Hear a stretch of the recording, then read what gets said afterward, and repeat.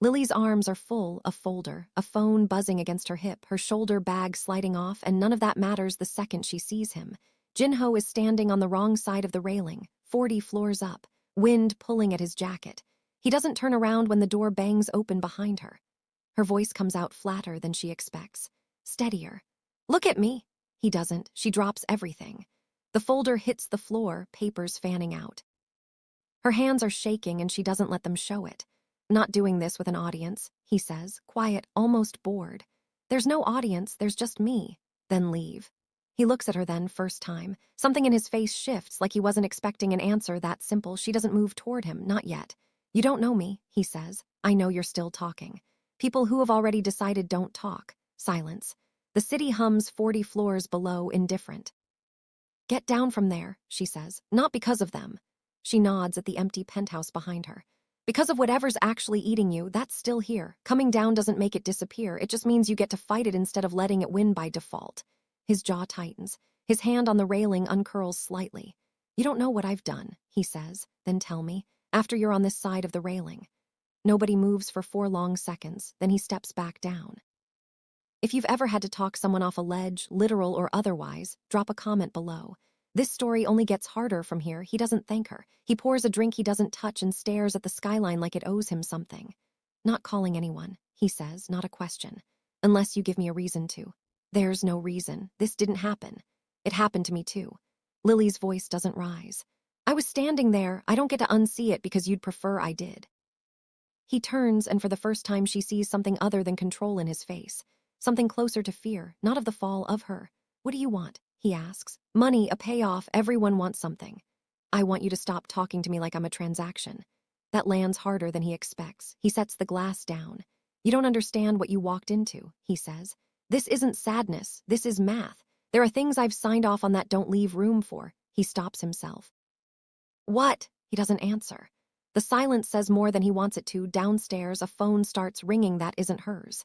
His second in command, a man named T-Min, is already at the door before either of them hears him knock. "Sir, the Osaka numbers are in and someone said you weren't answering your..." He stops when he sees Lily. Sees the papers still scattered on the floor. Sees his boss's face. Nobody explains anything. "Who is she?" T-Min says. Not to Lily, to Jinho, like she's not in the room.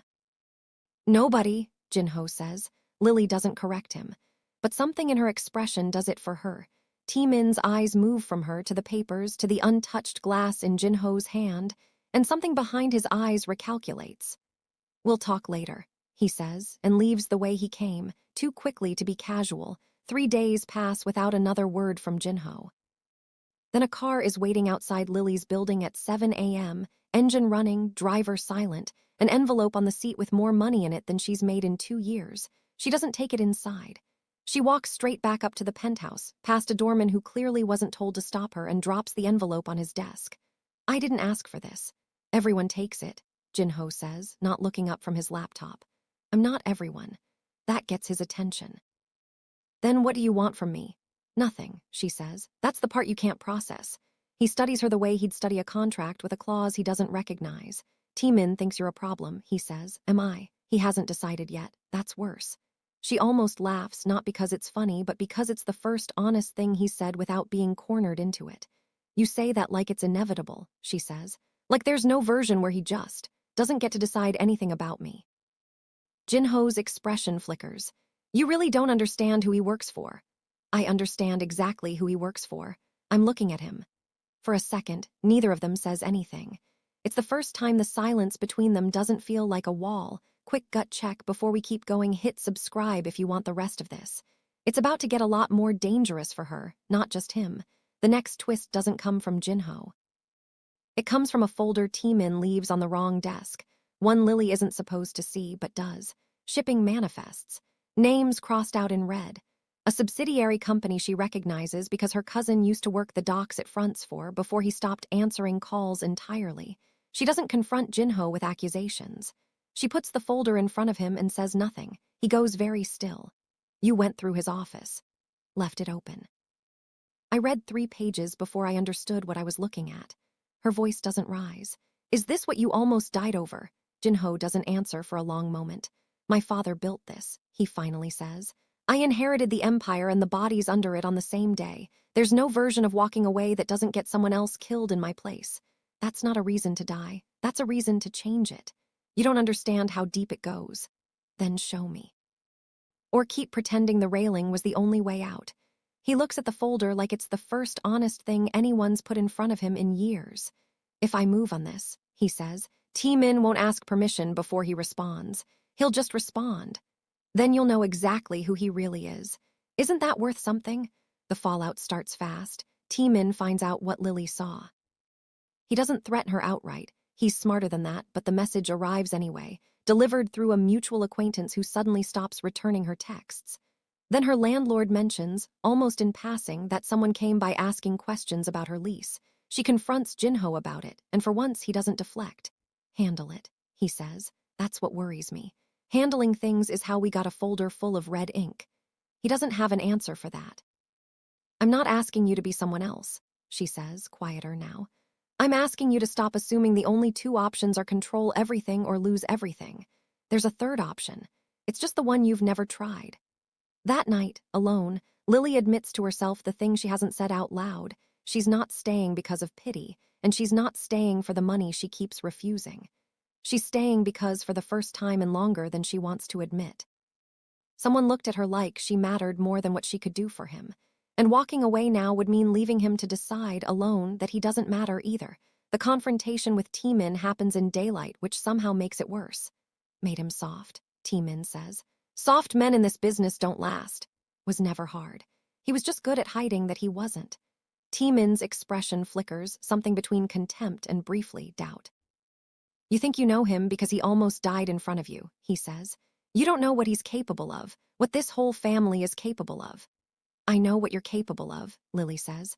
I've seen the folder. That stops him cold. Jinho arrives before it goes further. What he says to T-Min isn't loud. It doesn't need to be. It's the first order Lily's heard him give that sounds like it's actually his, not inherited, not performed. A line drawn. A business restructured publicly on his terms, starting with the manifest she found. T-Min doesn't leave quietly. But he leaves. If you saw that coming, or if you think T-Min isn't actually gone for good, say so in the comments. I want to know who's still not buying his exit. Weeks later, the penthouse looks the same. Jinho isn't fixed. Nobody gets fixed that fast, and Lily doesn't pretend otherwise. Some nights he still goes quiet in a way that makes her check the balcony door without meaning to, but he's still here, still arguing with her about small things that don't matter, which somehow matters more than anything else could. You could have just let me pay you and disappear, he says one evening, not quite looking at her. I know. Didn't you? She thinks about the railing, about the 4 seconds before he stepped down. Because somebody had to be in the room who wasn't asking for anything, she says. Everyone else in your life had a price. I just wanted to see if you'd still be standing there without one. He doesn't have a clever answer for that. For once, he doesn't need one. What it's worth, he says. I don't think I would have come down for anyone else. You don't know that, he says. But I know I didn't come down for the company, or the money, or T-Min's approval. I came down because someone finally asked me to and meant it. City keeps humming below them, indifferent as always. But for the first time, neither of them is standing on the wrong side of anything. If this story hit you somewhere like it, subscribe for more, and tell me in the comments, what would you have done in Lily's place, walking through that door?